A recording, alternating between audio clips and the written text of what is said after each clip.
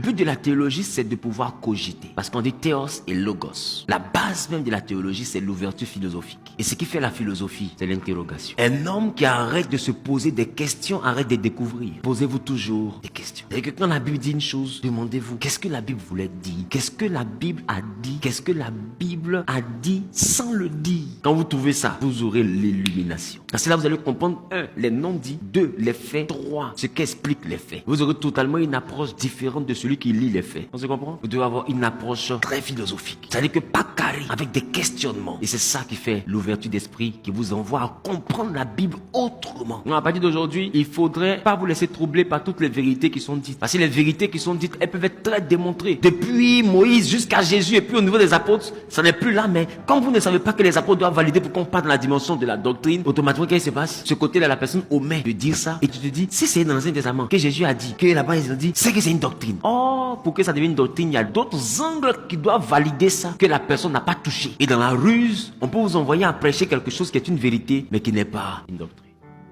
Mais ça n'empêche pas la vérité d'être vraie. Une vérité, elle est vraie. C'est-à-dire que c'est une réalité qui peut se produire. Est-ce que Moïse est venu? Oui, Moïse est venu. Et Moïse est venu. On ne peut pas dire qu'il n'est pas venu.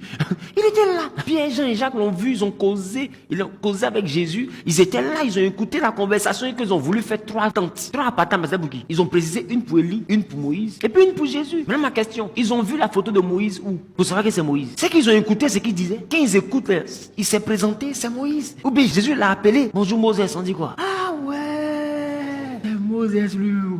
C'est Moïse qui est là.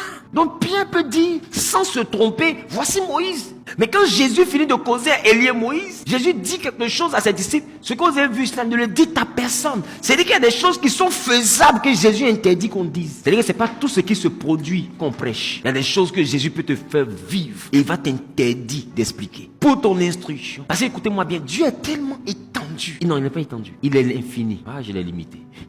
Il est l'infini. Il n'est pas infini. Il est l'infini. Il n'est pas omniscient. Il est l'omniscience. Il n'est pas omniprésent. Il est l'omniprésence. Il n'est pas omnipotent. Il est l'omnipotence. C'est-à-dire que celui qui est omniscient a une nature omnisciente. Dieu n'a pas de nature. Il n'a pas une capacité. Il est l'omniscience. Voilà pourquoi il a dit je suis. C'est-à-dire que tout ce que nous avons, lui, il est tout ce que nous avons. Donc de ce fait, il peut nous rendre omniprésents. Mais lui, il est l'omniprésence. C'est-à-dire que nous sommes devenus omniprésents. Donc on peut perdre cette omniprésence. Mais lui, il ne peut jamais perdre cette omniprésence parce qu'il est l'omniprésence. Voilà pourquoi il n'a pas d'égal.